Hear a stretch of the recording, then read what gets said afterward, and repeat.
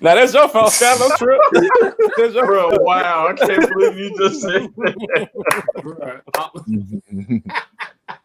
You lied. Why we live? What's Oh up? my God, All I right. can't believe you just said it. Bro, what Wow. a throwback. Yes. Nah, I can't get that joke in my head. Golly. Okay. Somebody call Coop. Sheedy, exactly. I would tell my wife to call him right now.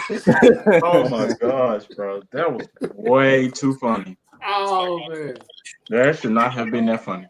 No. Okay. Yeah, boy. Wow. Speaking of Coop, Cool.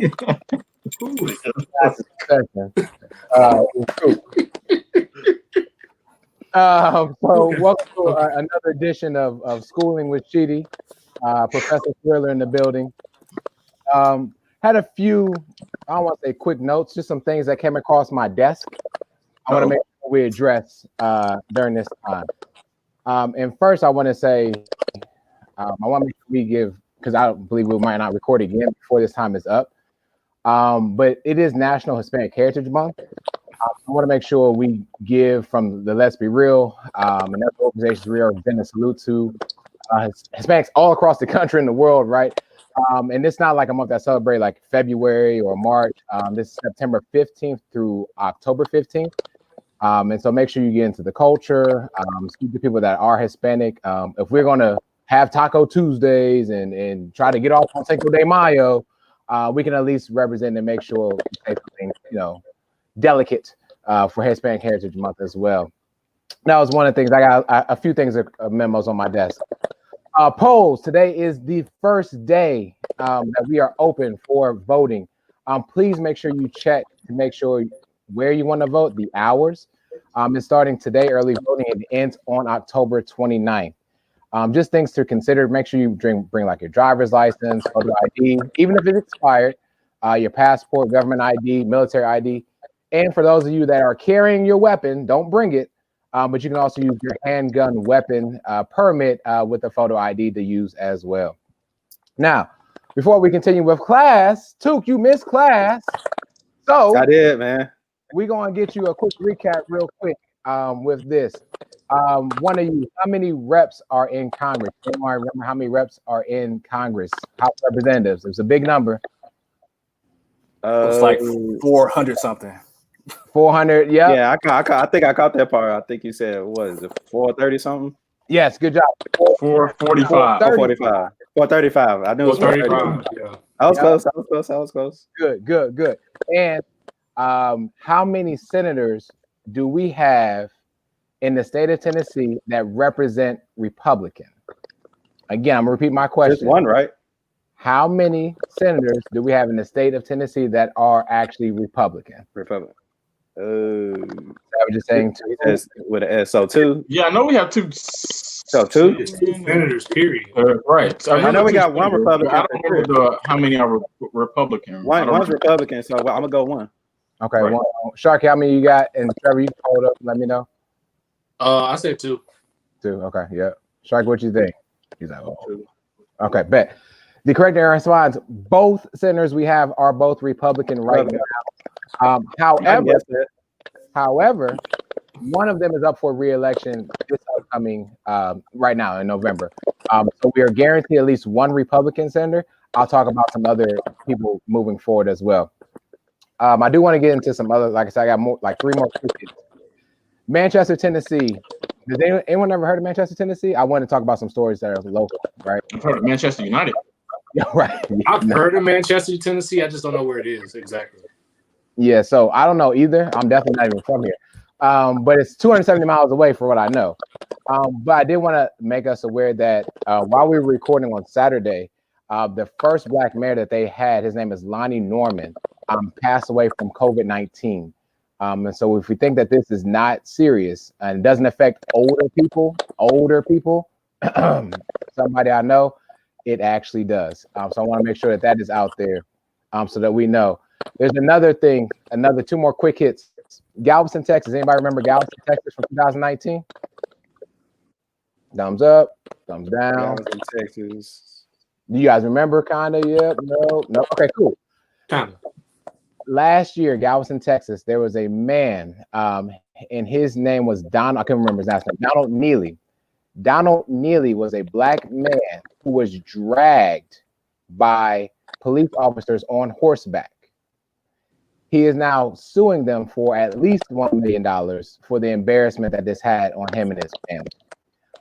So let's make sure we back him up in Galveston, Texas. And I'm sure there are many more stories like this. They said they have stopped that police immediately and are looking for more appropriate methods in Galveston, Texas. Someone please make sure you don't travel to Galveston, Texas real soon. Let's make sure this thing is taken care of before we go any further. I have one more story before I get to what I think is going to be the main event. Anybody heard of Amy Thorne, by the way? Amy Thorne, thumbs up. I know we just all muted. Thumbs up, thumbs down. Amy Thorne, Amy Thorne. All right. Amy Thorne, for those that are unaware, she is the nurse who spoke at the 2020 Republican National Convention. All right. So she was the lady that came out with Donald Trump, and she was the lady that went from helping in one state and went to a whole nother state to help out. She actually is being charged for shooting and gunning down another person within her house. They're saying that she was, quote unquote, self-defense. And she was saying that it's, quote unquote, she was scared for her life. As Black people, we know what those type of phrases mean, unfortunately.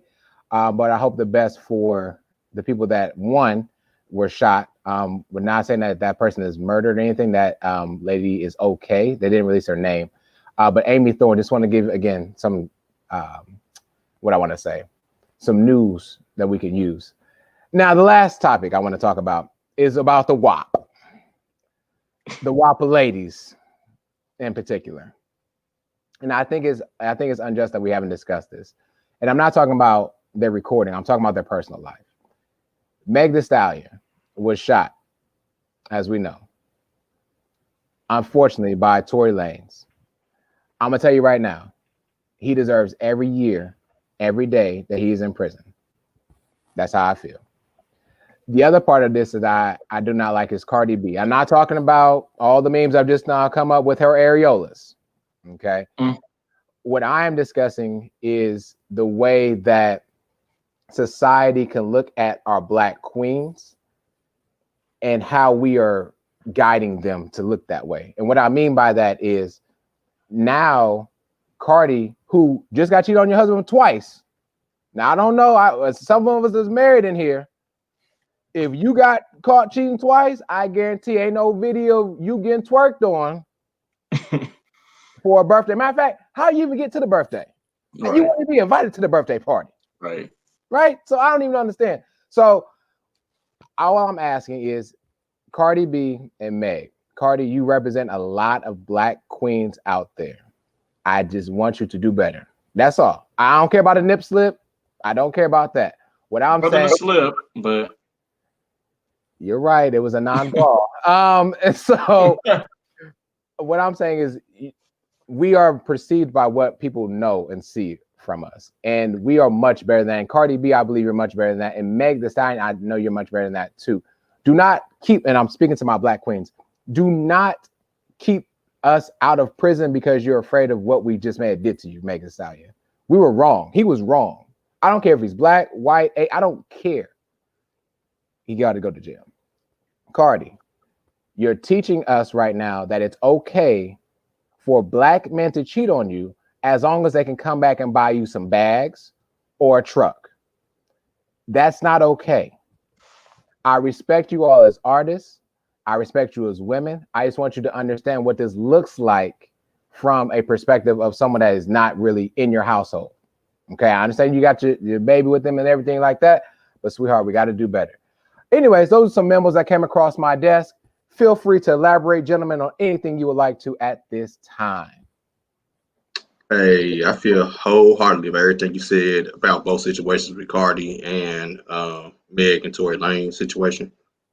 Like I said, I didn't like Tory Lanez dropping the album. I mean, you shoot somebody and you drop a whole album about it, that didn't sit right with me. And with the whole thing, Cardi, you announce you're gonna divorce them, then you go on. I think she went on Instagram talking about how she's single and stuff. Then that video comes out 2 days later. Like that's the reason we see a lot of unfortunate, cheating and women dealing both ways, males and women.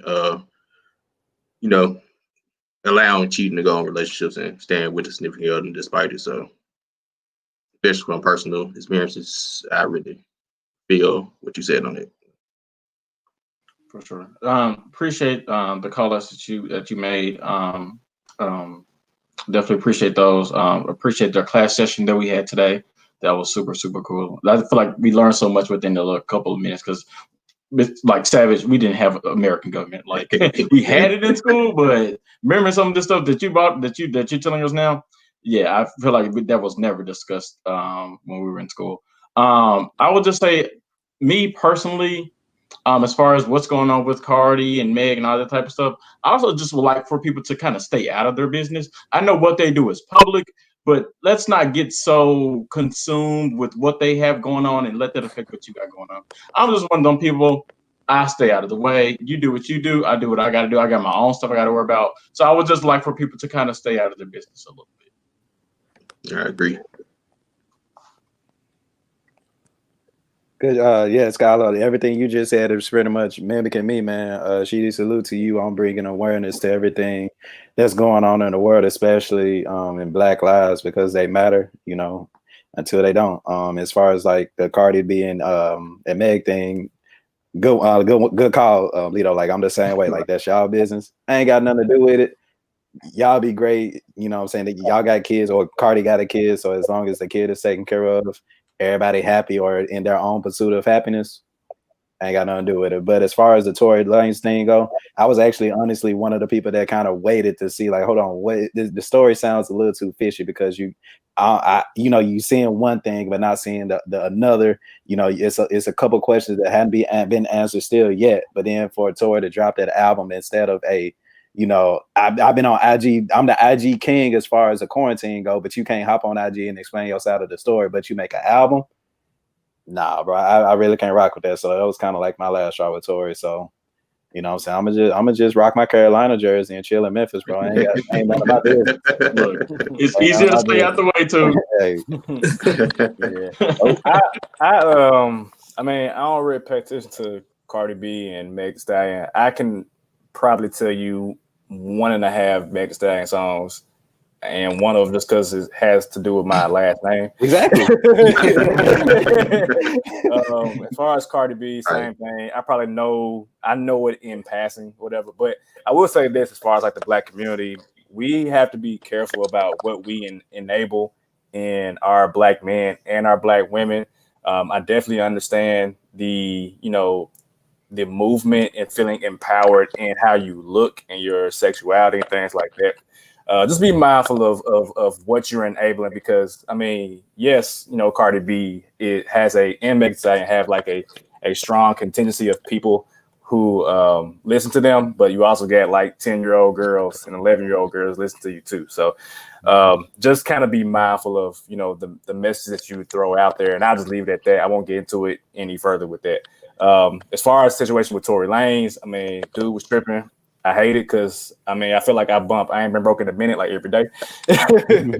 But I mean, that's just the nature of the times right now. Is people try to make a profit off of shooting somebody. That's what it's all about. It's all about me, not about what happened, to Meg Thee Stallion, which is unfortunate. And so men out there, who enable Tory Lanez behavior, that's not acceptable as a Black man to a Black woman. You shot her, own up to it in that moment. Don't wait weeks, months later. Like, handle your business right in that moment, and not through an album. Handle that through the police, lawyer, whatever way is appropriate. Take care of your business.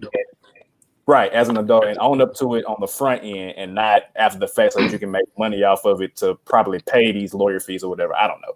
So I don't like Scott and Took said, I don't really get into it. I just focus on my business, my wife. Just leave it at that. So yeah. I mean, I really don't have much to add to that. I think my sentiments are with Skylar and Savage as well. I only focus on the ships at this point when it comes to that. And And I just have to say, just mind the business that you keep, man, and just be mindful of everything that you're doing. Because believe it or not, we are in an enabling race as Black folks. So that's all I really have to say. Just mind the business that you keep and just be mindful of what you're doing.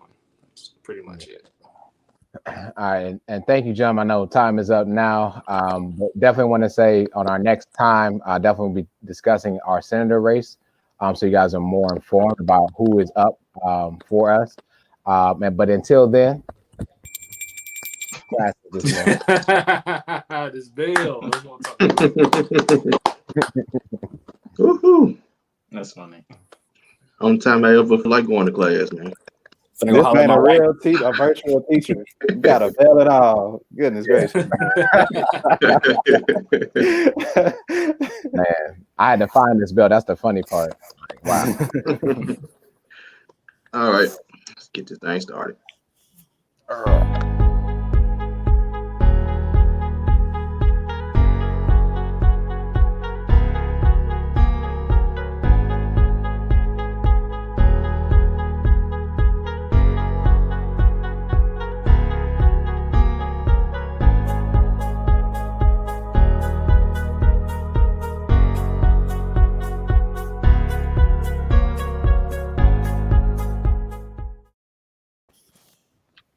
All right, let's be real. 109.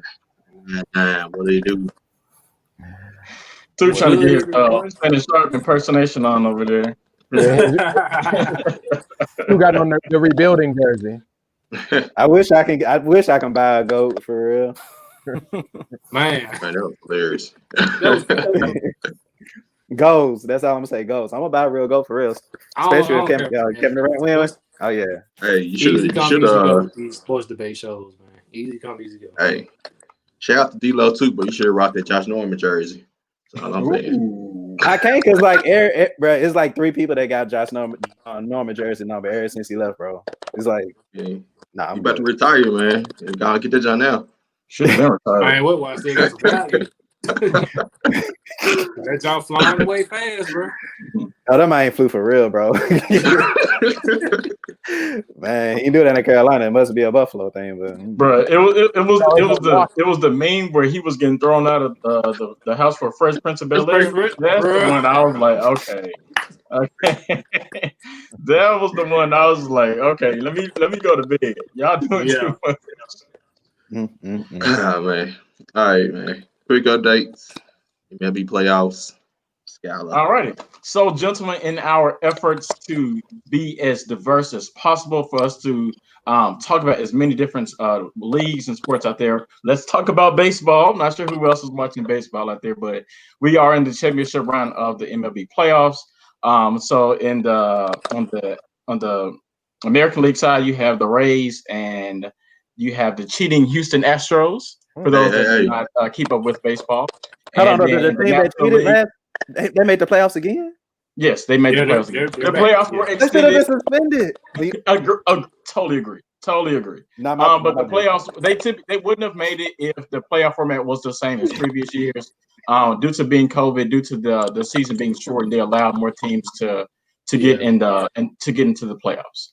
And then in the National League, you have the homeboy. I like to call them the homeboy Atlanta Braves going against the LA Dodgers. And so in that round, you have the Braves are up 2-1, but are currently getting smacked 15-1 in third. Yeah. So and I think I forgot to mention in the American League, the Rays are actually up 3-0 against the Astros. So cannot wait for the Rays to close them out because as a Yankees fan who got put out by the Rays, do not want to see the Houston Astros win anything at all.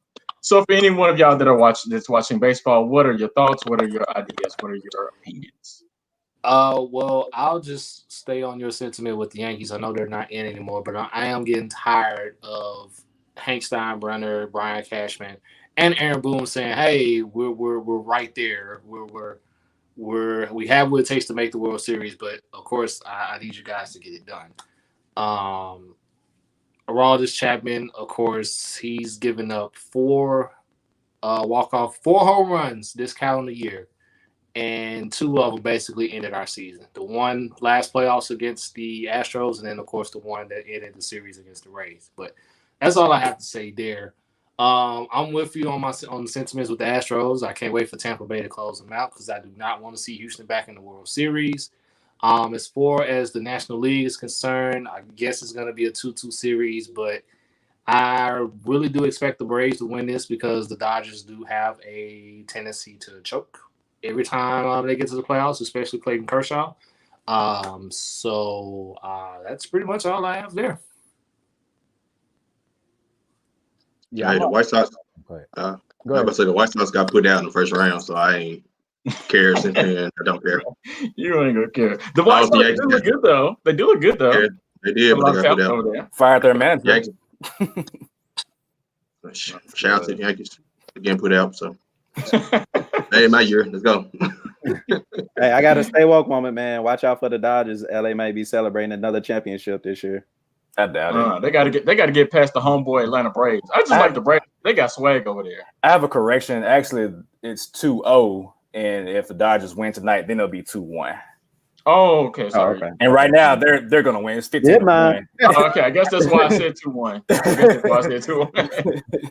Yeah, but I mean, I ain't got nothing to say about baseball. I mean, I'll talk about baseball when it's a World Series. So because the Cardinals go ahead dog.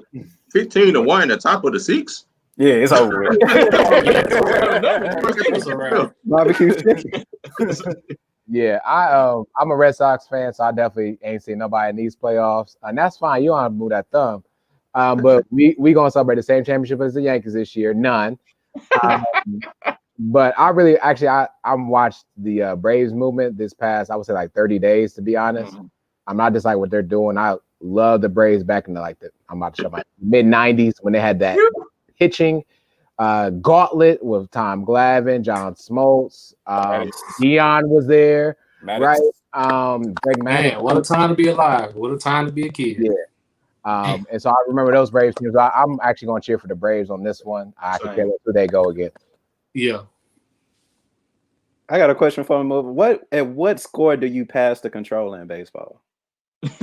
Now. This should have been one of those games.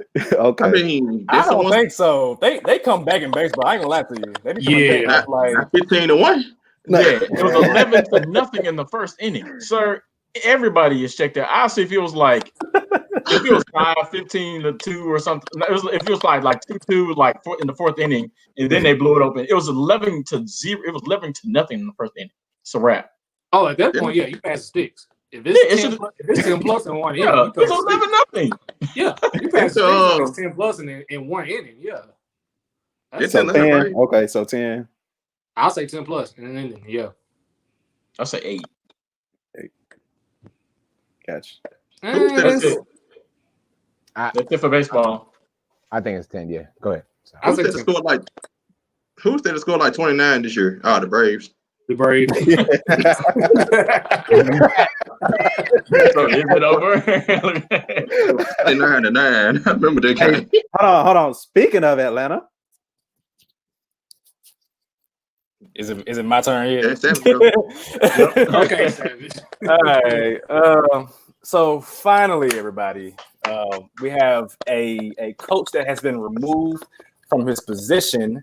That is now we have an open spot in Atlanta for the Falcons. So Daniel Quinn, former orchestrator of the Legion of Boom in Seattle, is now relieved from his duties, and Atlanta now have Raheem Morris, the former Buccaneers coach, is now their interim coach. But gentlemen, how do you feel about Dan Quinn finally being removed from his job? I'll go really quickly. Excited. It was way too long overdue. In my opinion, it should have happened when they let the Patriots come back 28-3 in the Super Bowl. In my opinion, it should happen then. But it was way overdue. The Falcons have been the embarrassment of the NFC South for quite some time, which is interesting to say. But I am a little pleased to know that the two most vacant spots were filled by Black coaches, in Romeo Crennel and Raheem Morris. Not to say they'll keep them jobs, but hey, I did notice that. They'll finish the season. I mean, at least. Yeah. Go ahead, Sheedy. I'm on that embarrassment train of I was about to say Tampa Bay, my fault. For Atlanta. And Atlanta's been embarrassing for some time. And I didn't really understand that until T.I. told me. They traded away Brett Favre. They got rid of Deion Sanders. They lost the Super Bowl. That kick and that white man, Dan Quinn. So, I mean, Dan Quinn got to go. He should have went actually, honestly, after the Cowboys game, maybe the game after that, maybe. Agreed. It's long overdue. I think he's been. I mean, I'm not saying Matt Ryan is the most elite quarterback, but he can do better within what they got going. There's too much talent for them to be that bad. But I'm going also. No, I'm not. I give a lot of respect to what Teddy Bridgewater has been doing right there in Carolina. All right, I will definitely say that. I'll give him his roses. And I'll pass on. Mm-hmm. All right. Well, for me, as I've been saying time and time again, it's the Olympic curse, man. Ever since the Olympics were in Atlanta back in '96, things have not been too much on an up and up for Atlanta. Whether it be the Braves, the Hawks, the Falcons, the Thrashers at one point, their old hockey team, for those that don't remember, this was a long time coming. Like, he should have been fired after the Super Bowl, as you guys mentioned. More importantly, he should have been fired after losing the game to Dallas, if we want to be honest, if you still want to hold on to his job. So I'm glad he's gone. I'm glad the job was filled by a black man. And my question now is, when will Adam Gase be gone? When will Matt Patricia be gone? So those are my next two. It's a my go. Yep. It is about damn time. First of all, y'all know how I feel about the Falcons. The Atlanta Falcons love the city of Atlanta. I hate the Falcons. They've always been overrated. Why? Because of that guy, Matt Ryan. You just put Matt Ryan and the elite in the same sentence. No. Shame on you, Sheedy. Shame on you. But anyway, it goes. It is what it is. They're going to continue to be overrated. Matt Ryan has all the weapons in the world. Probably the best like weapons he can have in the NFC South, arguably. And they still not doing nothing with him. He's been overrated even before the Super Bowl. Then when he got there, shout out to them for losing it. And they ain't been nothing since. So the fact that they lost to us and then realized, hey, maybe we should fire this coach. I mean, it is what it is, man. Shout out to my Panthers. We got a winning record. And shout out to Atlanta. They 0-4 now. They probably finna get Sunshine 0-5. It's a chance I may be rooting against Sunshine next season, y'all, but it is what it is. Yeah, my opinion, Dan Quinn should have got fired last season. So, man, too little, too late, but I guess not, because they can get Trevor Lawrence. Because apparently Arthur Blank has said that Matt Ryan might be out the door next, so might just be gone tanking for Trevor in Atlanta. Dang, that's gonna be tough. My 2 cents about Atlanta: if y'all don't get your ass and get Eric Bieniemy, that's gonna be tough. No, that would be get him a that would be unfair. Get him a job. I would hate that, to be honest with you. But it is what it is. But before we move on to the next one, shout out to Ty Gurley for giving me some good, nice quality fantasy points Sunday in their loss. And shout out to y'all backup running back, Mike Davis from South Carolina. I remember that guy. Giving me some nice quality fantasy points with Christian McCaffrey out. Y'all can go and keep Christian McCaffrey out to help my fantasy team. So I want to say on that. Sounds very selfish. Yeah, yes, very, very. Well, they're 3-0 since he got hurt, though. It was at Panthers. With him healthy. All right, Trevor. Former Steelers running back, now former. Okay, so just yesterday, I believe this occurred during the beatdown in Nashville between the Titans and the Bills. One Le'Veon Bell, of course, former Steelers running back who left because he wanted a payday, has officially been released from the New York Football Jets. I believe he has around $19 million, and that money that's owed to him over the next year or so. He's made $28 million since signing with the Jets. And as my buddy, my fellow Steeler buddy has brought up, he has not had a 100-yard rushing game since signing with the Jets. The most yards he's had from scrimmage since going to the Jets has been 87. So now Le'Veon Bell is on the market. And I just want to get you guys' take. I'll start with Tuke and just work my way around. Where do you think is next for Le'Veon Bell, and where do you guys think he should go?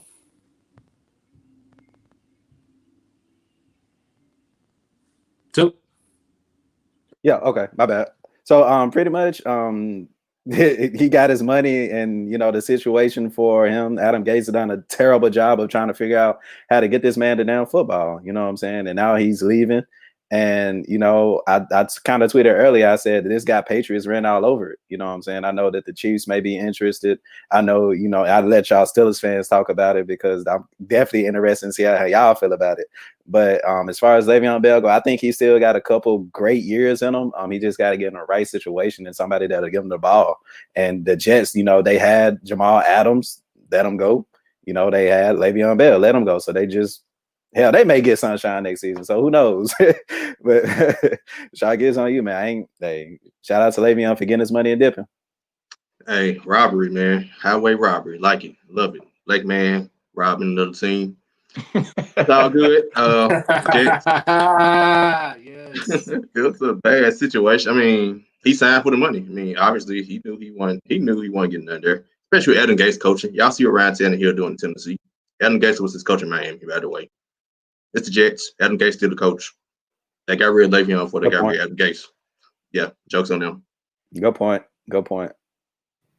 Every player that's left Adam Gase balls out one way or another. It's been proven. Jay Ajayi won a Super Bowl the season that he left the Miami Dolphins. So as far as Le'Veon Bell, the best fit, in my opinion, would be the Kansas City Chiefs. To pair him with Edwards-Helaire would be good. And it's Andy Reid. You give Andy Reid a pass-catching running back, he's going to find a way to incorporate you in the offense. I don't think he should go to Pittsburgh, and this is more so for Pittsburgh. I feel like he will mess up the culture that Pittsburgh has with their young players thriving. I mean, I'm looking at Chase Claypool, who had 4 touchdowns. I don't want the ball away from him and giving it to Le'Veon Bell, who let's remember want to be paid like a number 2 wide receiver, number 1 running back as well. So he's going to want the ball. I don't think he's going to be humble. Where if he goes to Pittsburgh, I feel like he's going to be like, yeah, I'm back home. Give me the ball. I don't think he would want that. So I think he should go to Kansas City because Andy Reid has shown that he can deal with egos and not Pittsburgh. But I feel like Tu said, it might have New England written all over it. And you might have Cam and Le'Veon. So. Ooh, before Skyler go, I didn't pick the team I think you should sign with. My dad just commented the Bears going to beat the Panthers. I think the Bears could use Le'Veon. Totally agree with you there. My opinion about this whole entire situation, I think this kind of confirmed my point when the contract negotiations was going back and forth with Le'Veon Bell and the Pittsburgh Steelers. I was just one of those people that I really understood his value, but at the same time, I don't think he understood our offensive lines and their value, what they did for each other. I don't think he necessarily understood, and I think he was too young to realize that at the time. I think he was more so just really trying to get his money, and I think he felt disrespected by the Steelers. But at the same time, I felt like what we were offering him was a good enough. I thought it was good compensation to keep him, in a sense. And so when he decided to take the money, I said, hey, that's you. I mean, do what you got to do. But I just felt like he should have just probably stayed with the Steelers because that offensive line was built for how his running style was, which is patient. It's not necessarily immediately get off the block and find your man and block him. Like it took patience, and that's what I liked about Le'Veon Bell. But hey, he got his money. I think this is more so about the New York Jets and how terrible they are as a franchise. I think this is a testament to how bad Adam Gase is. I think this is a test to how bad just the organization or the front office is for the Jets. Nothing good has come from the Jets since, I guess you can want to say, like Mark Sanchez and Rex Ryan days, I guess, when they were going back and forth with the Patriots. But that team has been a disgrace to the league. It sucks that they're in New York. It seems like the Jets and the Giants compete for how bad each other is going to be, and they try to actually outdo each other every single year. But I think this is more so on the Jets, and I really feel like Adam Gase, it's time for you to go. If you trade Jamal Adams, if you trade Le'Veon Bell, if, in my opinion, Sam Darnold is a pretty decent quarterback, but he looks god awful and he's running away from ghosts whenever he plays the Patriots, that's on him. It's time for everybody at the Jets to go. Yeah. I'll just discuss where do you think he should go? Oh, I'm sorry. I would honestly like for him to come back to Pittsburgh, just because I'm not content with who we have in the backfield, but I don't think he's going to come back just because of how this situation ended. But apparently he likes a lot of people still on the team. There's a couple people on there on the defensive side that probably has more of an issue with him than the people on offense. Don't miss my fantasy team, bro. James Conner giving me some good points. Clay, you hope you got Claypool too. I scouted first. I just talk about just landing destinations I think that are good for Le'Veon. I'm not going to discuss how terrible the Jets are. And so another AFC team I think that could use a pass catching running back is none other than Nashville. I think the Tennessee Titans could use him, give Derrick Henry a little bit more rest so he can keep trucking people back to the Norman days. That's my AFC destination. I definitely want him with the Chiefs. Right. NFC, I've seen him. I like him in two different jerseys, and they're both in the same division. I like him with the Seattle Seahawks, pairing him with Russell Wilson, DK Metcalf, Carson a little bit. That's a good one. That's a good one. That's stressful. Man, I'm telling you. That's stressful. I would be more fearful if he went to the Seahawks than the Chiefs. Sorry, Sheedy. No, you're fine because you really don't have to pay the man. He's been cut, so he's going to pay. Yeah. So you just need a spot. So the Seahawks are one team. I think another team is in that division is the Cardinals. The Cardinals have two great receivers already, and then could use a little Le'Veon Bell because I guess they traded David Johnson for whatever, right? And so those would be my destinations that I would. How's that going? Well, I don't know. What are they, 1-5, 1-4, and Bill O'Brien's fired, by the way. But anyways, continue. Okay, well, if you guys see my name, me personally, I definitely could use Le'Veon back in Pittsburgh. The only thing that does concern me is, of course, how things ended, and of course, as Skylar mentioned, with some of the defensive players being a little ruffled over the whole situation.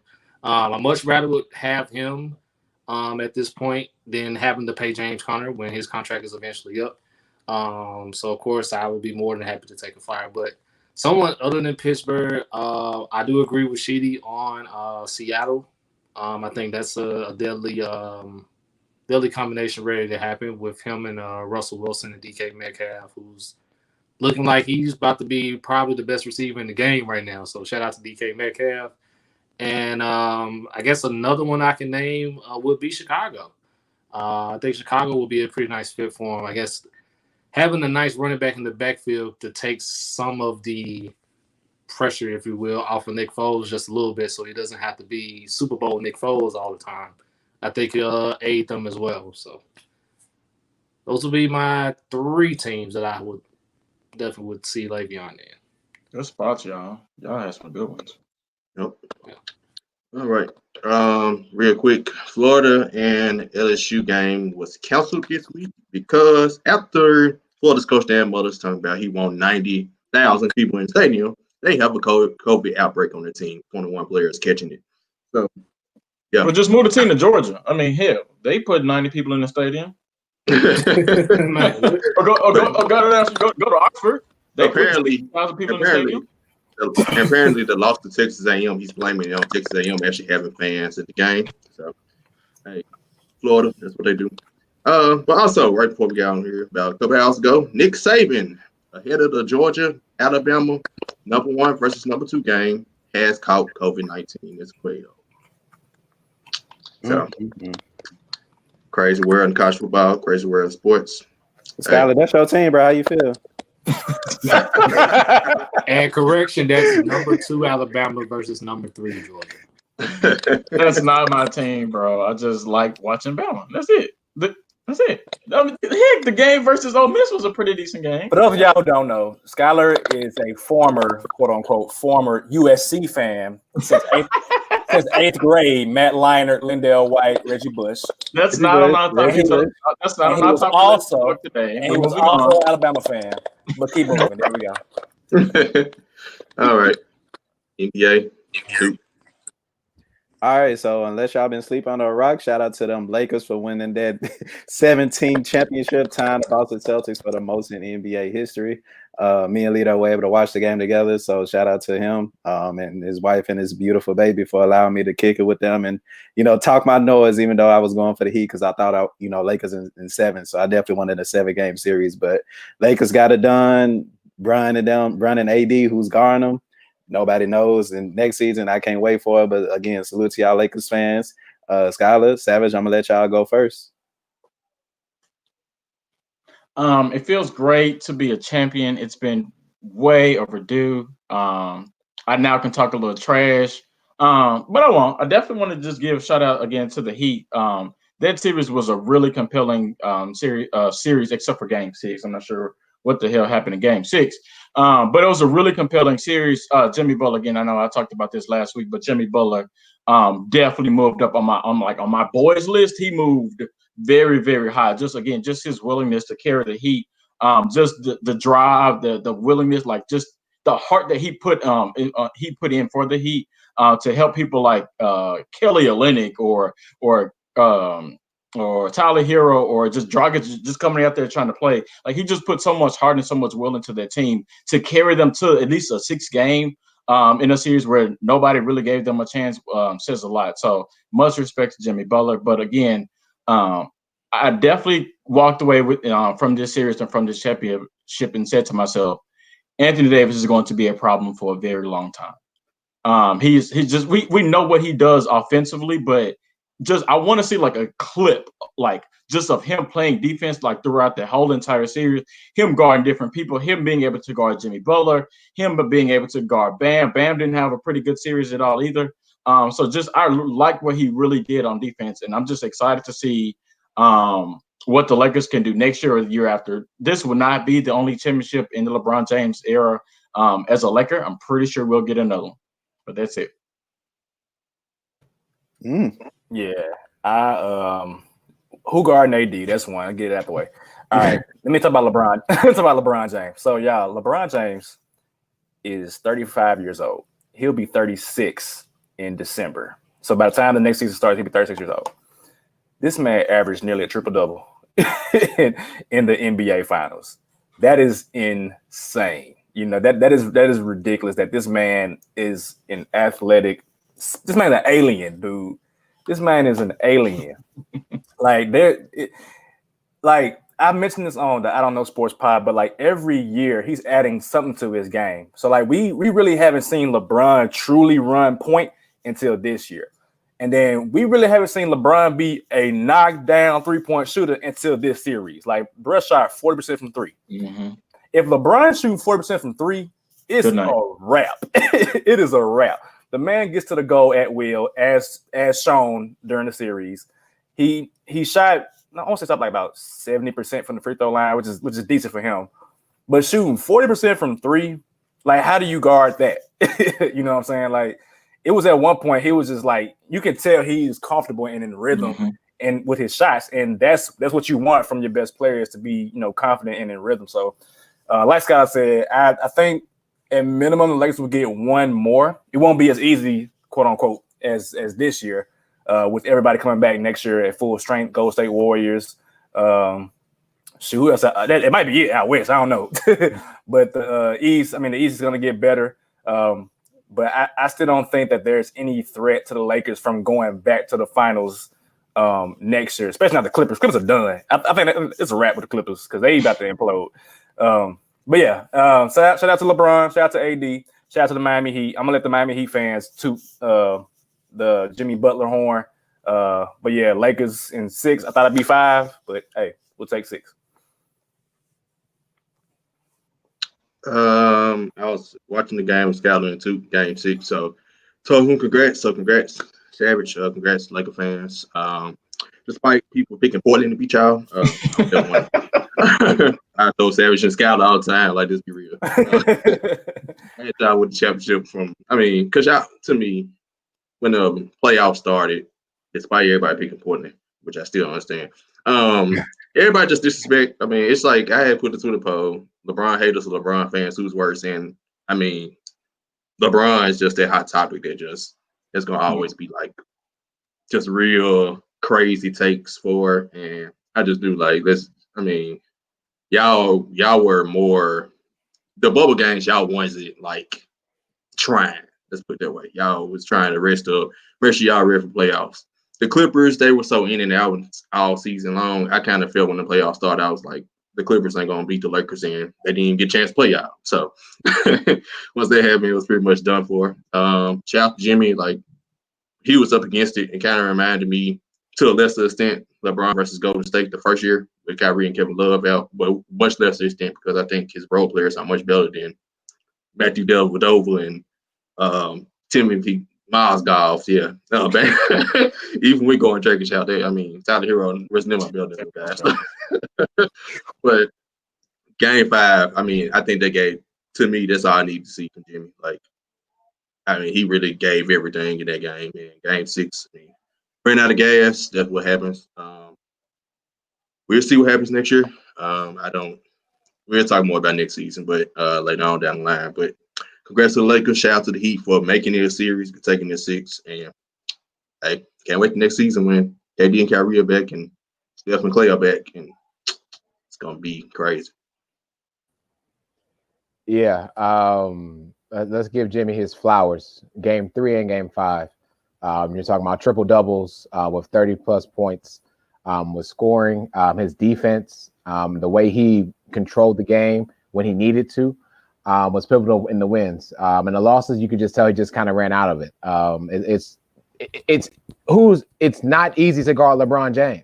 It's not easy to guard AD, right? You're gonna have to guard one of them at some point, and that's who Jimmy Butler is. And you notice he always kept that. I want to give kudos definitely to the Pat Riley and the organization of Miami Heat because I think they made some very pivotal moves throughout the season. In the offseason, clearly to get Jimmy to put us in the situation to actually beat the Lakers at least twice, right? Even if it wasn't, for the championship itself. We're the only team to beat them twice in the playoffs. So I'm gonna go to the grave with that, right? But now we need to make sure that the Lakers GM and team is giving the kudos. And I want to give kudos to Frank Vogel because I still don't believe it's coaching, but he made some great changes this series, right? We didn't see McGee at all. There was the Dwight factor, but Dwight was barely there. We're noticing that wasn't kind of there for them. But to start and get that electricity from none other than the White Mamba himself, Alexander Caruso. The Caruso. Man, he was a lot of great energy that was needed for the Lakers. And when you're talking about a third person that was needed, Alex really filled that position. So shout out to Frank Vogel and that coaching staff for noticing who to put in and to insert. I think that was very key for Game 6 because that was a make or break. If that doesn't make sense for the Lakers on that game, then he might be back to drawing board again. And then now we're talking about Frank Vogel's job and stuff like that. Y'all know how they get when LeBron loses. We talk about the coaches. But again, want to give the kudos to the Lakers first and foremost, that front office, that staff, what they put together. And then also want to give kudos to Pat Riley and the organization of Miami Heat. We will be back. And that's it. I'm going to say that right now. We will be back. I don't care if Durant come. We'll be back. Giannis get healthy so you don't get hurt again and get knocked out the playoffs again. But I'll leave it at that.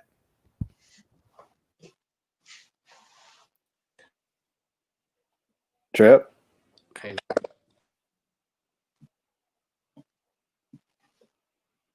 You're on mute. You're on mute. You're on mute, bro. Yeah. All right, y'all hear me? Yeah. Mm-hmm.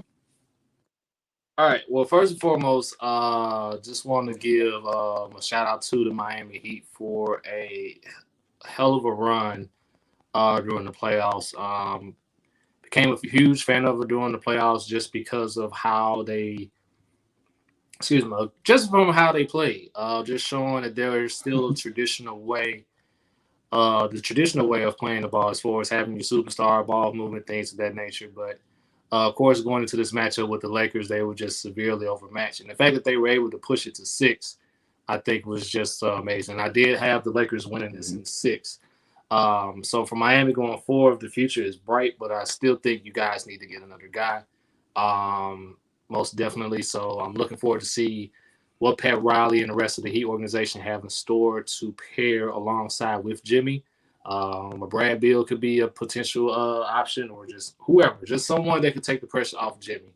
On to the Lakers. I pretty much picked them before the season started. I did pick them to win the title, so this was nothing, not much of a surprise here. LeBron James was LeBron, as we all said that he would be, and made his case for not only why he was Finals MVP, and in my opinion, why he should have been MVP over Giannis. Anthony Davis showing that not only as well that he's playing, why he should have been Defensive Player of the Year as opposed to Giannis, but that's a whole different story.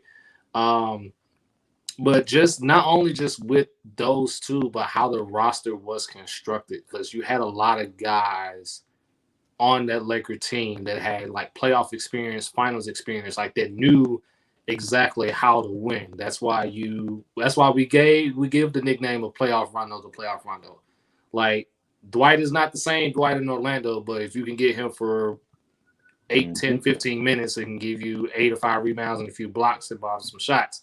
That's a nice, pretty good asset to have.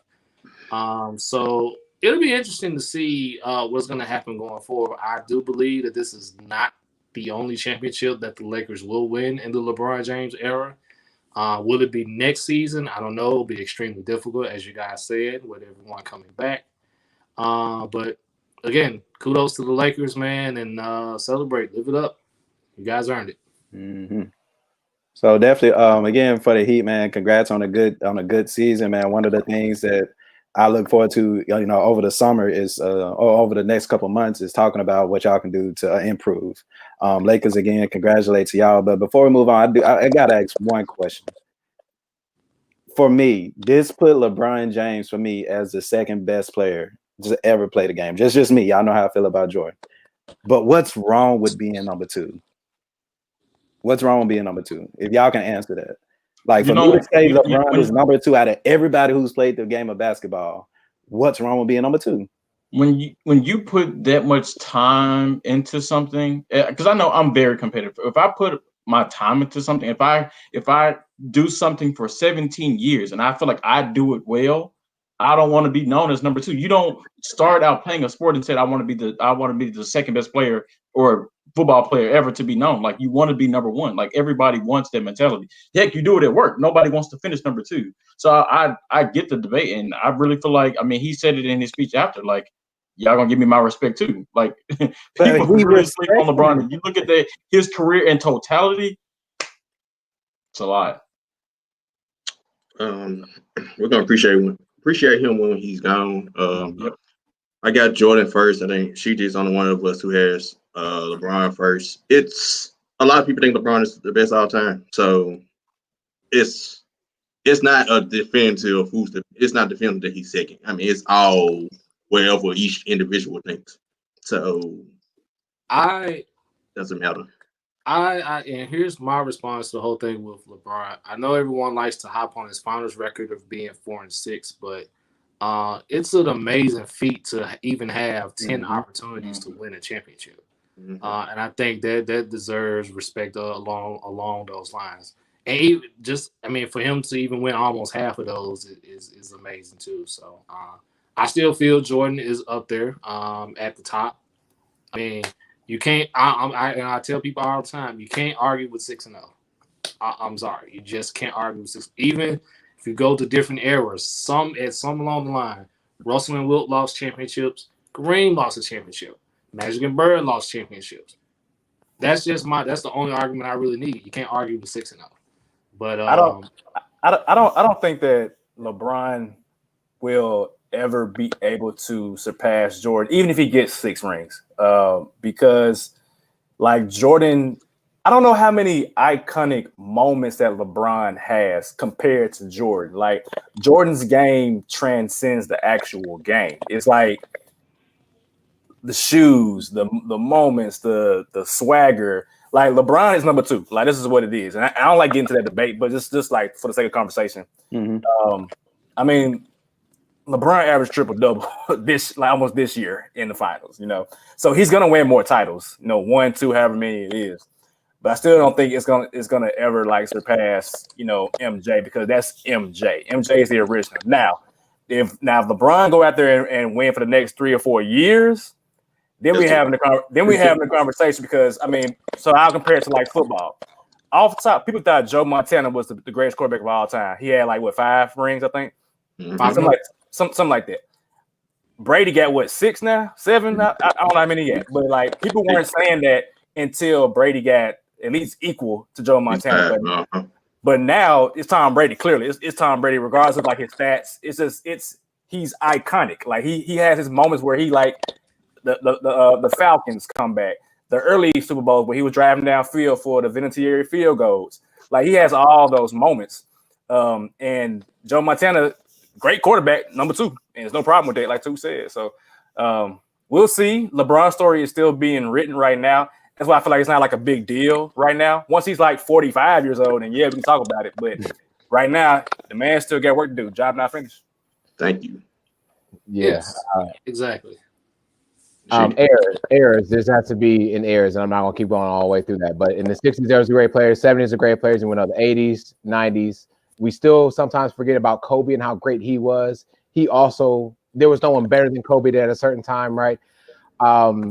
And to the point about LeBron in 10 times, to Blue's point, I don't know too many people that can carry a team with Matthew Dellavedova, with Timothy Mozgov, Richard Jefferson, washed up, not the Nets Jefferson. Better yet, Sheedy, Sasha Pavlovich and Anderson Varejao, Big Z, like 2006, 7? That team was trash. That team was trash. 2007, that team was trash. He literally carried them, and the same thing went for Kobe too, because Kobe took teams like that 2 years, right after that, against the Spurs and some other teams out west. But anyways, what I'm saying about LeBron is that LeBron is the GOAT to me, and that is my opinion.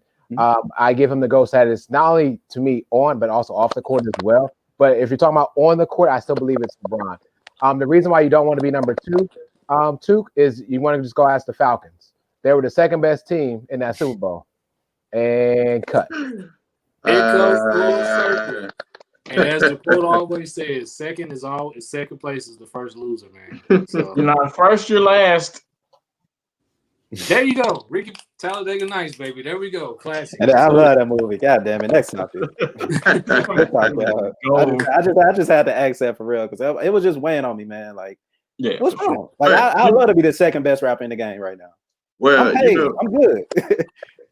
Well, Tuk, I told you the other night, I was like, in my opinion, the reason I still Jordan 1 and LeBron has more than made up for that Dallas series. But Jordan doesn't have a blemish like that on his resume.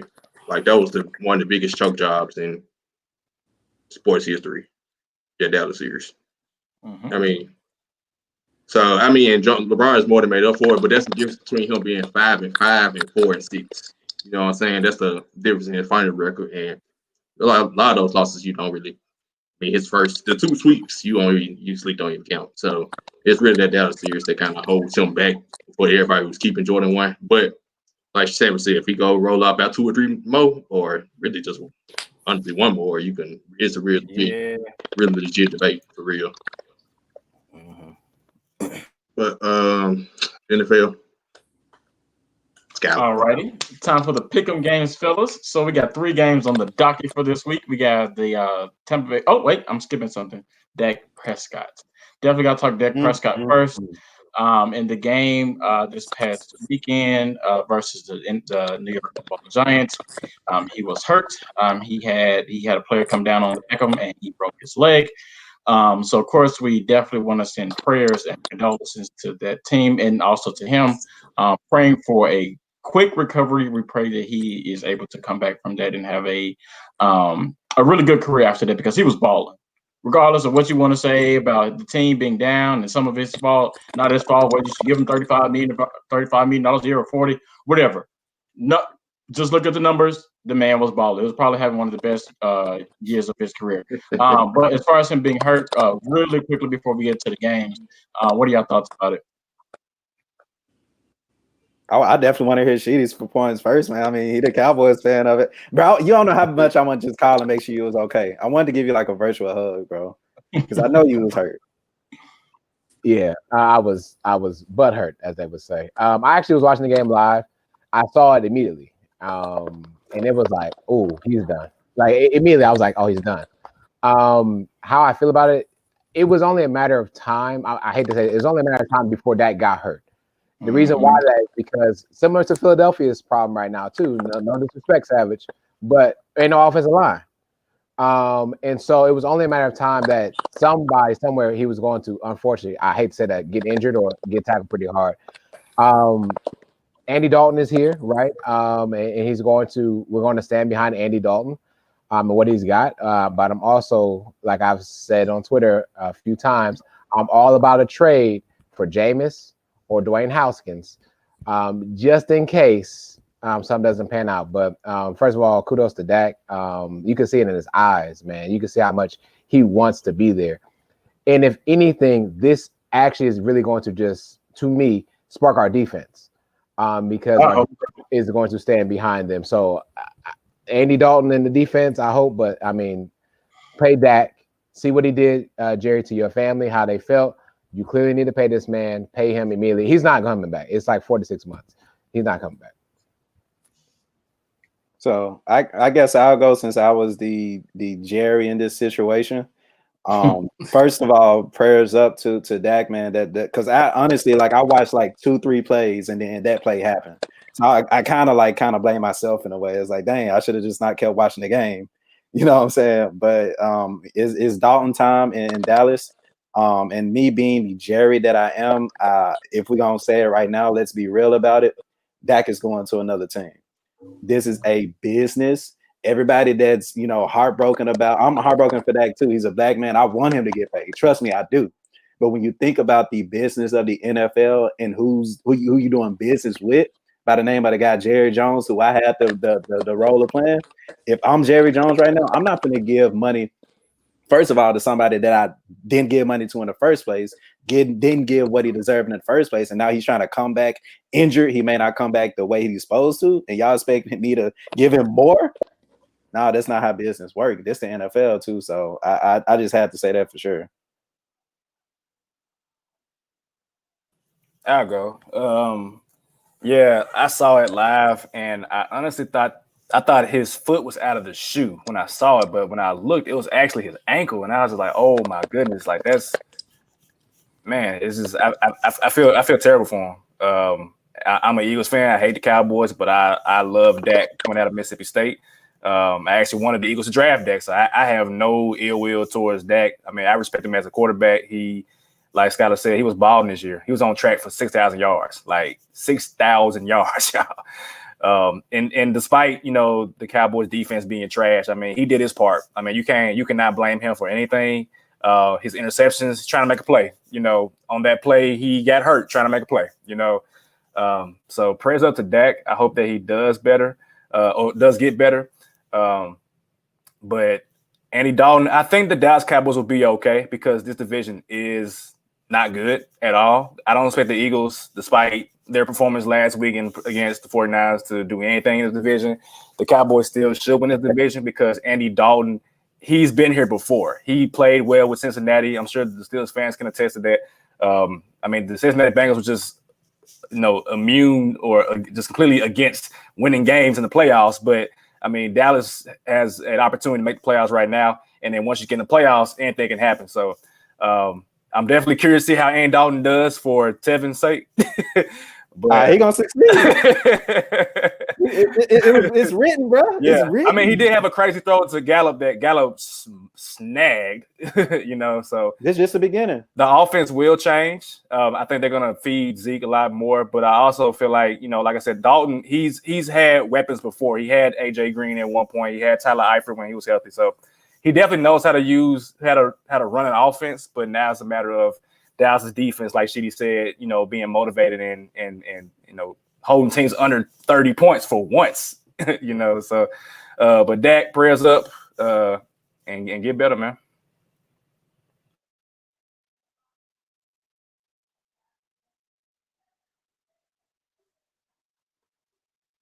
I guess I'll go next. I saw the injury live.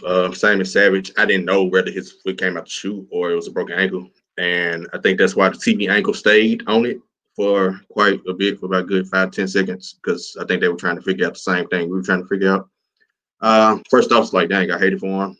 Talk about the contract situation. Yeah, he did decline some offers, but Dallas. Yeah, well, contract negotiations, I was in the room. I don't know what happened. I did hate that for him. But he will get paid by somebody. It may not be Dallas. I think Andy Dalton for the rest of the season. Andy Dalton, I mean, that's our division. Andy Dalton's not a bad quarterback, so I think they should still win the division. Pending, I don't know. I don't think Andy Dalton win shootouts. I take that back. We'll see. But the defense is, I mean, that division is that bad that, I mean, he kind of could coast through and get and should win it. Yeah. Well, for me, I think I was probably the only person that didn't see this live. Well, I'll say up close. I'll put it like that, because I was watching this in the airport as I was getting ready to come back home from Michigan. And all I really saw is when I glanced at the TV was Dak being rolled off on the cart. And I was just like, man, I felt bad because I wasn't expecting this to happen, because I said on this podcast before that by the time the Cowboys played the Steelers that Andy Dalton would be the starter. And I thought it would just been because Jerry Jones being Jerry Jones, he would have benched Dak because of their record. Not expecting Dak Prescott to go down the way in which he did. So prayers up to Dak. I heard he had a successful surgery the same night. Of course, he's going to be out 4 to 6 months. I definitely do not see him with the Cowboys next season. I do think someone else is going to take a flyer on him and possibly give him not nearly close to what he was originally asking for, but something a little bit in that ballpark. As far as the Cowboys is concerned, moving forward, I do expect them to still win this division, because division is terrible. Andy Dalton is Andy Dalton, so I expect probably more focal. I expect Zeke to be featured more in the offense. Of course, he knows how to use it. He's going to be able to use Gallup, CeeDee Lamb, Amari Cooper, the whole receiving core. But I do expect more touches for Zeke and things of that nature. And we'll see where this goes from there for Andy. Yeah, for sure. Just to wrap it up, again, definitely hate that it happened to him. I think it just now makes, again, it's just another headline to the NFC East, and it'll be definitely interesting to see who's going to win the division. I think the Atlanta Falcons has a better chance of winning their division than anybody in the NFC East. But we're moving on to the Pick'em games. So really quickly, guys, we're going to start with the Packers versus the Buccaneers. I'll be at Aaron Rodgers versus Tom Brady. Tell me who y'all got. Yeah, just for clarity, is this in Tampa Bay? Can you say where they're at too for me? This is in Tampa Bay. In Tampa Bay, I think give me Green Bay. Give me Green Bay by 10. Go Pack Go, man. It's a bad man over there. Give me Green Bay. I think I said the same when I did the poll on the I Don't Know Sports podcast. Green Bay by 10. Give me Tampa Bay by 7. Sheesh. Tom Brady. Have y'all not seen Tom Brady be on fire right now? No. You got Aaron Rodgers. You talking about that? You talking about this? We've seen him versus teammates, yo.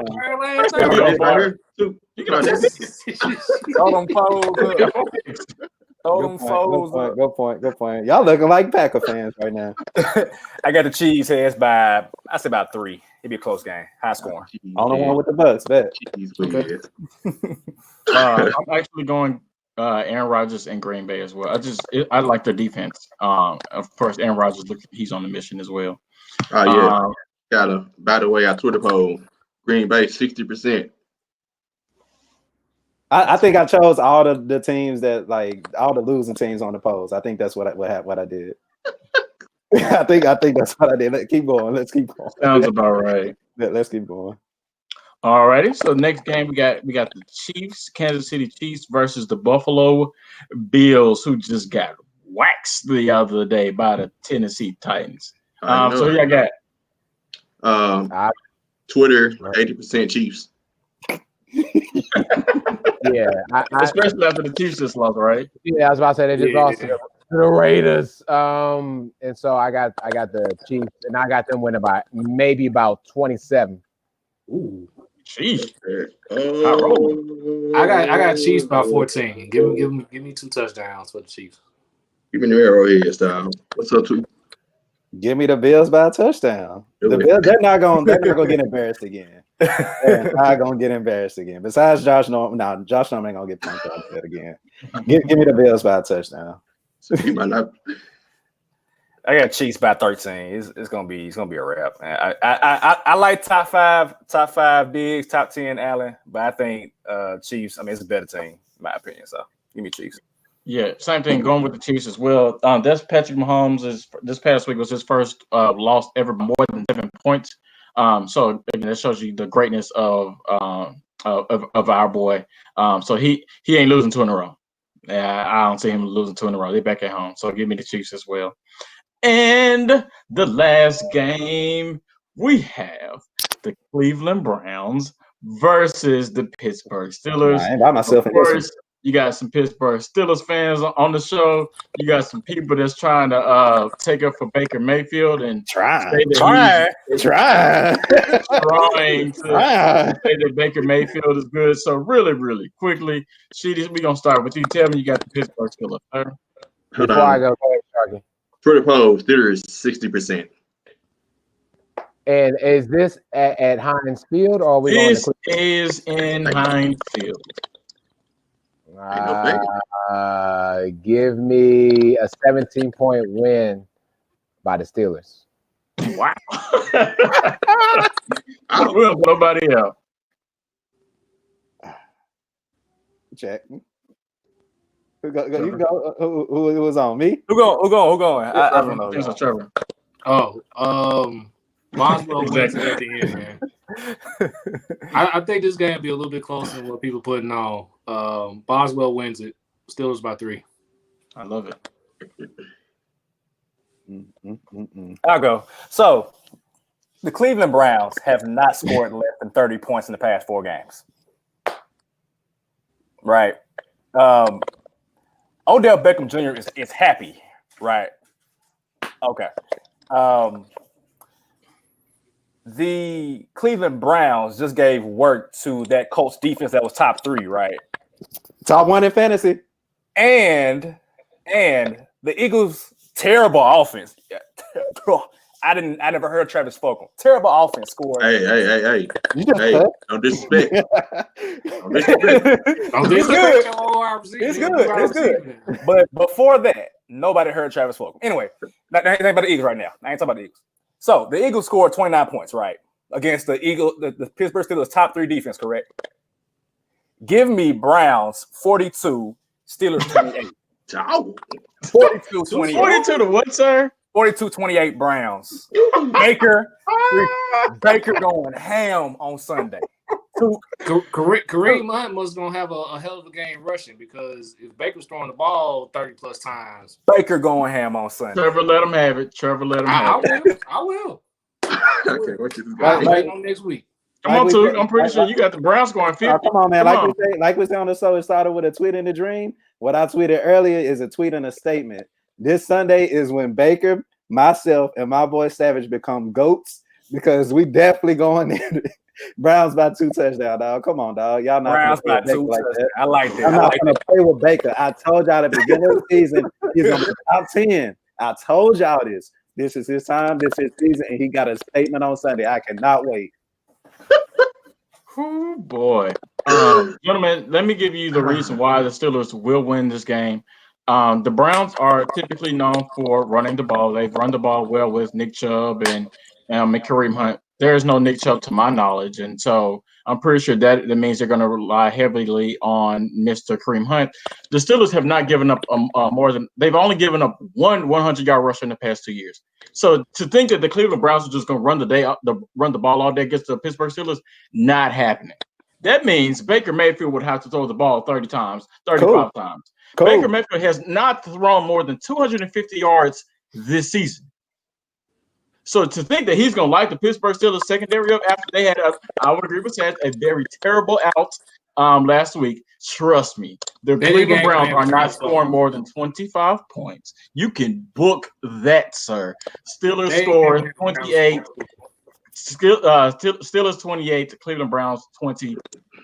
Baker Mayfield will have an interception or two. You can book that. So I'm assuming you writing this down, right? Nah. Trust me, I'm not forgetting. We can screen record. We got to record it. We got to record it. So Scott, you said that the Browns would not score more than 25. Correct. Okay. Savage writing down. There you go. Okay. We taking notes, bro. We taking notes. It's okay. Mental. That's fine. Because you can score 30 on the Colts. The Colts don't see you twice a year. Okay. Oh, I also wanted, and let's reiterate, the 2 wins the Browns had, they had the luxury of not having Ben Roethlisberger. And Ben Roethlisberger is 22-2-1 against the Browns. Good night. We're moving along. All right, moving on. New Browns. I mean, this is a new year. So I ain't worried about last year. What about this year? Other 22. All I know is this year, the Browns have only scored less than 30 points one time. And they've scored 30 and higher 4 consecutive games. They can win the game, but they better. Who have they played this year? This year. Look, check this out. Last point. Ever since Stephen A. got on him about having more commercials and more wins, Baker been balling out. And I saw a new commercial last Sunday. Continue. Just not funny. Actually, they did score less than 30. Ask the Baltimore Ravens how many the Cleveland Browns scored. Good night. That's week 1. It's week 5. Week one. Sharky, tell them about week 1. Like we said earlier, he said, hey, week 1, we just getting our feet wet. Now the rhythm is there now. Are we rolling? Man, I even got to make my pick. Go ahead, Sharky. Yeah, give me the Steelers. Thank you. Come on, man. Here go. I need it for it. I need y'all to win because y'all play us next week. I need them undefeated. I need 2 undefeated teams to play against each other. So let's go still. And when's the last time you heard the Browns win 5 straight games? Come on, man. This year, it's 2020. Anything's possible. 2020. Don't trip. Yep. Don't trip. Ice Cube supporting Trump. Don't trip. 2020. Anything's possible. Don't even trip. You got battle rap. We're moving along. All right, guys. And some more great news in the state of Memphis right now in both basketball and football. I'll start with the basketball Tigers. Penny Hardaway strikes again. Like, he just continues to amaze us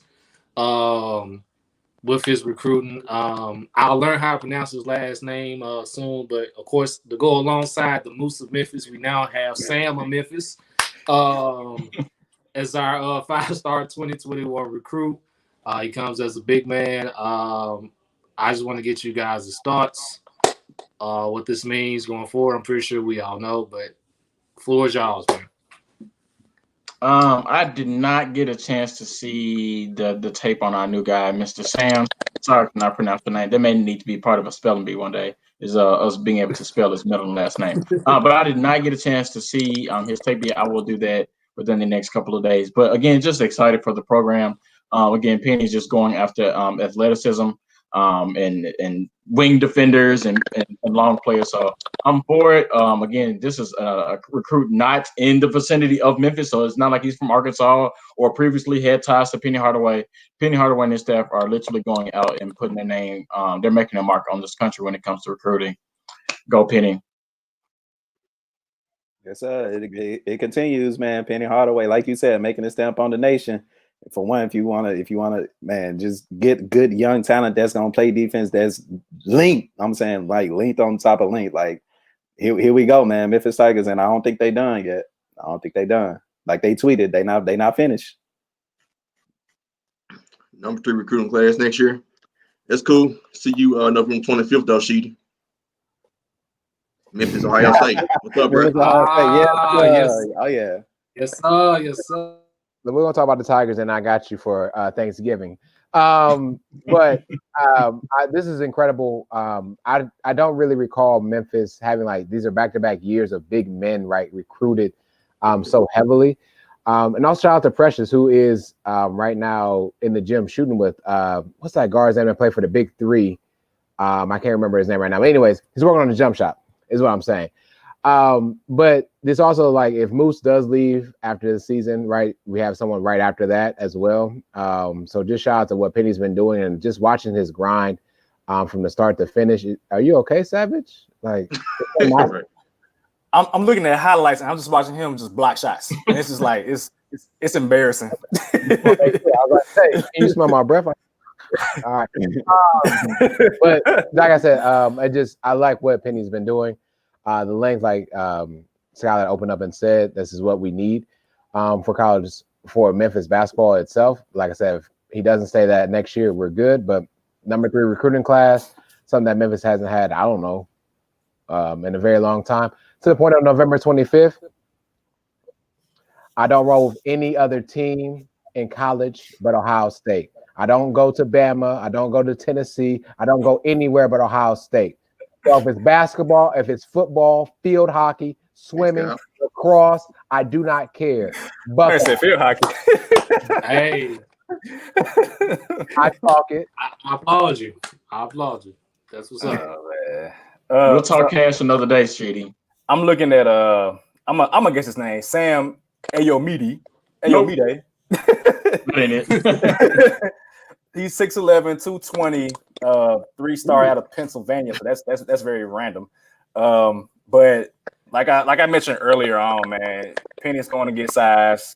From what I saw, I was making that face for a reason, and I'm sure Skylar, when you see his highlights, you gonna make the same face. That man is blocking shots out the wazoo. I'm not really concerned about offense with my big man because you get a lot of scoring from your wing, and then he can clean up the trash on the board. So 6'11", 220 is a big dude. So shout out to Penny for getting it done. Going out to 3 and 4 stars. Keep at it.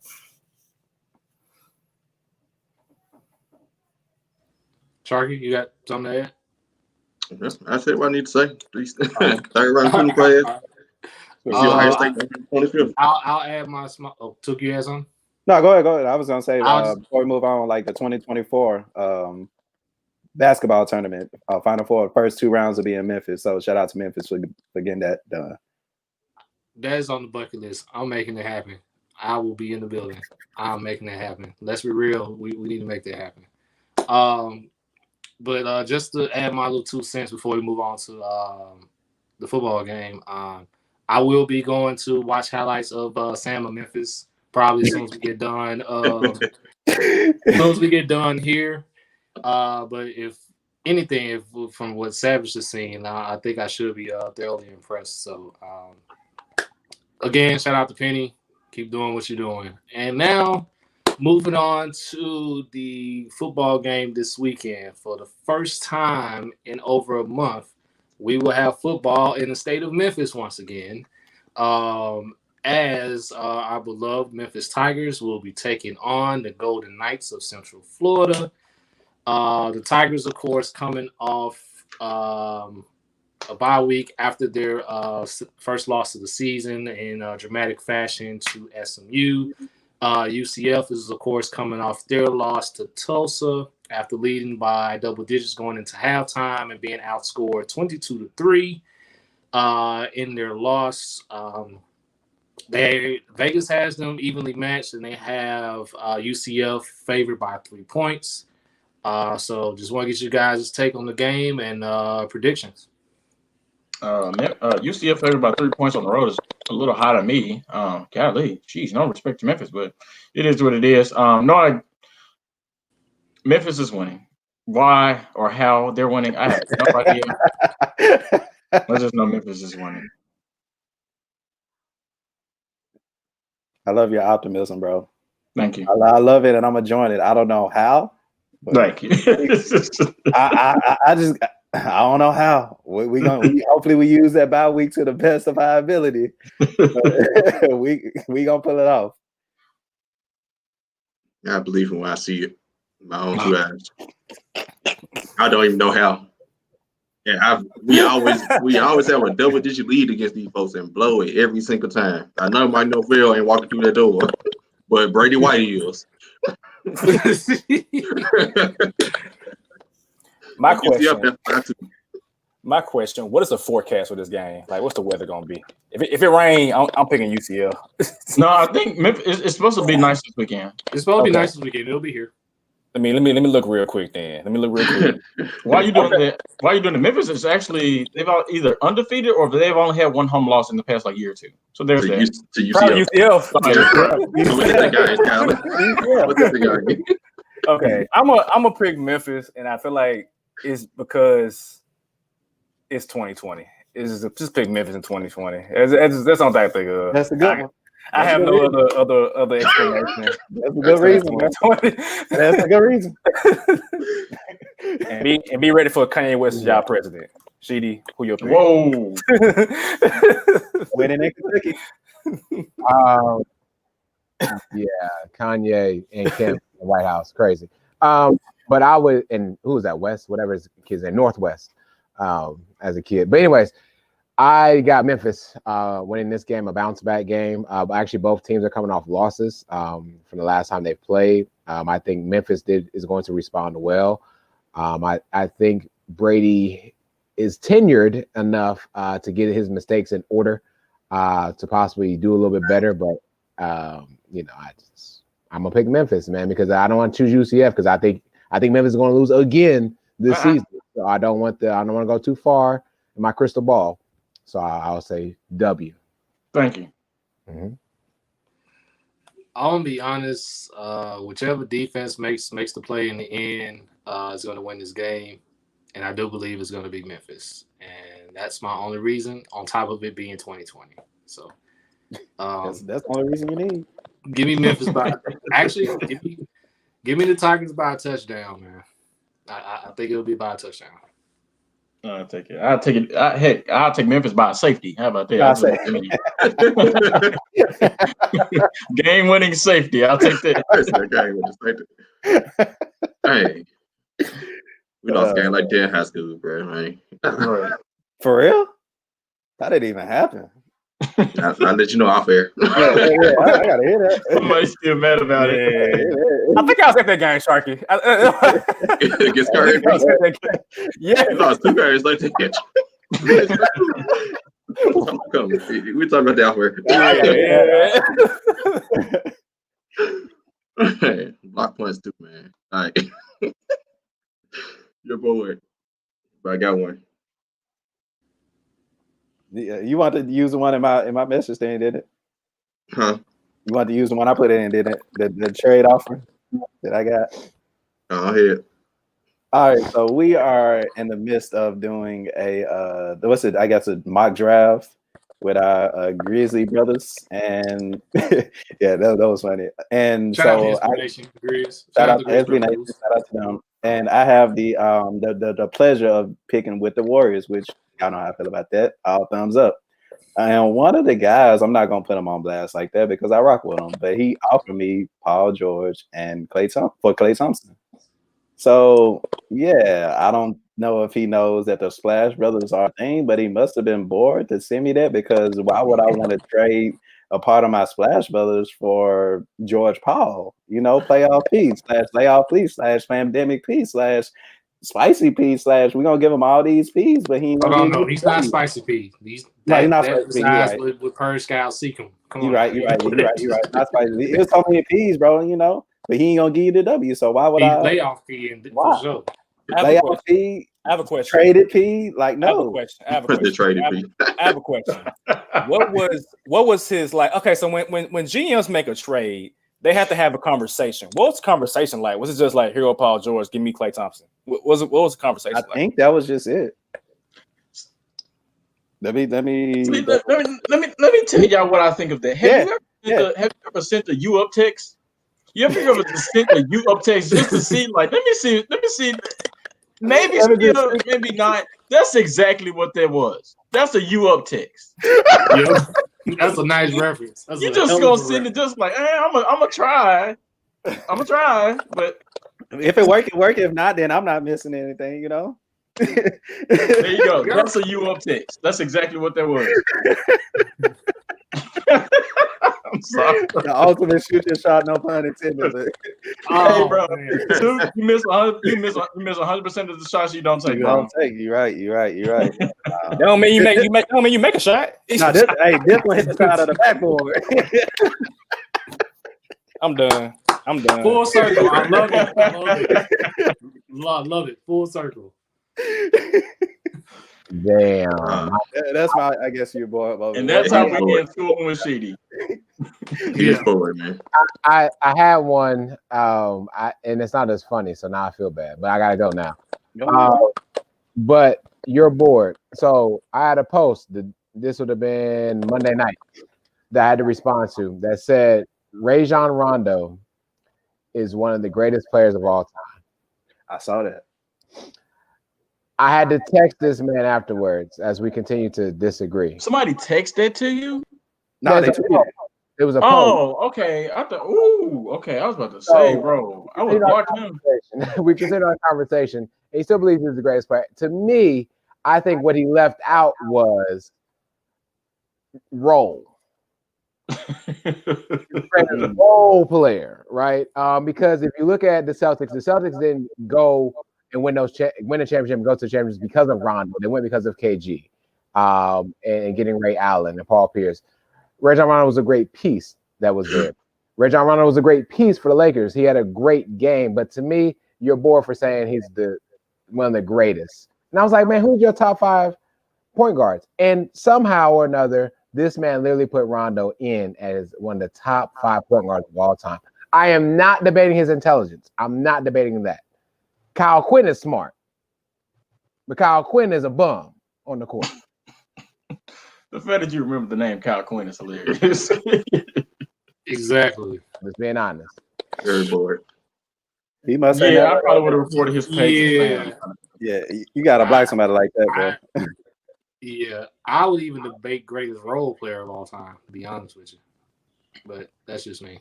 He might not even be the best. Rondo's from Kentucky. He might not even be the best player from Kentucky. I mean, it might not. What's it might? Look no further than his teammate. So. My man never heard of Kyle Lowry, bro. That's all I got to say. Let me shout out Rajon Rondo real quick though. real quick. 2-time champion, 4-time All-Star, 2-time first-team All-Defense, 2-time second-team All-Defense, 3 times he led the NBA in assists, 1 time led the NBA in steals. I mean, that's a hell of a career, in my opinion. But is he a top 5 career? Potentially a Hall of Fame career. Oh hell no, he's not top 5. He's not top 5. Top 5. That's the only thing we was debating. Now he's a fringe Hall of. I don't think he made the Hall of Fame. He's a fringe Hall of Famer. Nah, he probably in Hall of Fame. He's getting. If people are saying Andre Iguodala's in the Hall of Fame, these Rondo is definitely players, in the Hall of Fame. The standard's about to be lower. He's definitely in the Hall of Fame. I mean, the standard about to come down for the Hall of Fame. 4 times, which is good. That's good. Yeah, that's good. That Boston ring gonna get him in, bro. Because like y'all say, that's the most juiced out ring ever. I agree with y'all, but it's to get him in the Hall of Fame. I hate that. I'm starting to hate them now. Like I hate that they won't shut up like this. Now. Yeah. The only one that Rondo cool, but Paul Pierce is just making. I don't know what he's old and see now. KG still think it's 2008, and Perk. Moving on. Austin Perk. Perk be trimming me out, man. Yeah. Kendrick Perkins sound like that uncle that want to talk sports with you, but you don't want to talk sports with them. It's exactly who Kendrick Perkins is. Like the Los Angeles Lakers. Bro, no, flip over a pork chop on a grill. Like, what are you talking about, Perk? No, Kendrick Perkins is that uncle that walk outside when y'all hooping, talking about, let me get a shot. Kendrick Perkins is that uncle with the barbecue sandals with ashy feet. That's who Kendrick Perkins is. These folks. The type to come to a barbecue and not bring that. Yep. But to go play. That's what he leaving with a couple plates though. He'll be the first one in line to eat. Oh yeah, hey, the food ready, standing over the meat. Hey, the food ready. He sure will be. Let me know. Make sure I get my piece first. Right. Oh, This segment is way more funny than the name. I bet Kendrick Perkins got ashy feet. I bet you he does. Worse than Shaq. It was size 20. Big ass. Okay. Ass. Okay, we done something. Close this out. Right. I had one. Okay, please go ahead. I don't think I would stop laughing. Right? Or y'all might get mad. Y'all might get mad. It's all right. I tweeted this the other day because I got a question from my followers. I didn't see you respond to something. I didn't see Scouter respond to some stuff. I saw a tweet on my timeline. How y'all responding to this? Tigers saved Chris Brown's career. Was a tweet. Also, Big Sean is better than Wayne. Was a tweet. Why is that on my timeline? Why y'all entertaining these folks? Oh, you tweet. They're just annoying. Just keep scrolling. It's not that easy, Now, bro. I will say this about Tiger, and I'm like, let's be real. Chris Brown is Chris Brown, regardless. Fan of a fan was a dope mixtape. It was a dope mixtape. Agreed. Definitely was. Agreed. Now, Big Sean and Lil Wayne, who's okay? You need to get arrested. Like, come on, like, Yeah, nah. I like Big Sean. He's cool, but I mean, come on. Big Sean's nice. Detroit. This is Dwayne Carter. It's Dwayne Carter Jr., bro. That's Dwayne Carter, dog. So to my brother who actually was the one that tweeted the which one did the Chris Brown one, the Tiger and Chris Brown one, man. Definitely got to try to get him on an episode because he got the Tiger pants going out, the breast cancer Tiger pants. So if y'all had seen him online and stuff, he created them. Dope as hell. He's a Lakers fan, so you know what I'm saying, we can get him just for a couple minutes to explain why he thought that. But me, I actually like Tiger. I actually listened to one of his albums, Careless World, I think, or it was like the latest one or something like that. It was actually pretty dope. But to say that Chris Brown's career was resurrected because of Tiger, nah. Yeah. You know what I'm saying? Chris Brown definitely went to the West Coast music, but nah, I see what you're saying, but nah. Because Fan of a Fan came out like before the Rihanna incident happened, and then before he, did the. It came out after. It came out after. Oh, it came out after. It was the perfect album for him to come back out to, but nah. At the time, Tiger had like, I think it was. He was hot. It was, I think. Well Done was out. Something else was out too. But he was good, but I mean, he ain't revived my career. It was Chris Brown.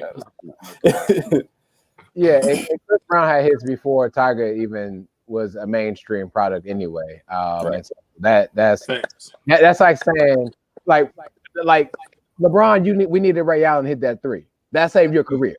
Okay. But we're talking about like Big Sean versus Lil Wayne. First of all, again, let's just have Big Sean is great for what he does for the Midwest and Detroit. Love it. Lil Wayne's been doing this for years. Before he had Tiana, Lil Wayne's been doing this. So Lil Wayne, if not in your GOAT discussion, should be definitely inserted into your top 4 or 5 rappers of all time. I'm Rushmore. And that's definitely. I mean, Big Sean and Wayne together on the track. All songs they have had have been great. And who won those? Please don't, huh? And who was better on those tracks? Weezy F. I'm trying to think of a track off the top of my head. Like Beware is one of them. With Janae Aiko. But no, Lil Wayne, he's the GOAT to me as far as rapping goes. But I think what a lot of people are thinking is like that Detroit 2 album, dope as hell. It's probably the best album of the year, in my opinion. Oh, yeah. You know, and Big Sean, the fact that he's been in the game 10 years, a lot of people have seen literally Big Sean's career, especially the younger generation as it starts. So it's like they really didn't get to see the Lil Wayne that we saw, the Rap City Lil Wayne. All they got to see was the Rockstar Wayne or the I'm gonna do all the drugs I can Wayne. And I think when you compare those two, I honestly think the playing field is level. But when you talk about the droughts, Wayne, and I'm gonna throw the bandana on the microphone, Wayne, and give y'all the hottest, oh no. Oh no. Oh no. All right. I don't want to see that on my timeline. Sorry, sorry. Basketball season over. It's just been started. Those tweets are the reason this segment was created. So They gonna start. Hey, bro, I'm telling you, when you up changing the baby at 3 or 4 in the morning, you just be scrolling. You be like, all right, what the hell is this? yeah. Look, the segment you're bored. It's exactly what I'm bored. That's true. All right, man. Anybody got anything else? Just a reminder, go vote. Early voting has started. Yes. Go vote. Got October 29th, right? Yes. So October 29th is early voting is ending. So before you go get some Halloween candy, make sure you go early vote. Yes. All right. Till next time, we'll be out for a week and a half. Peace.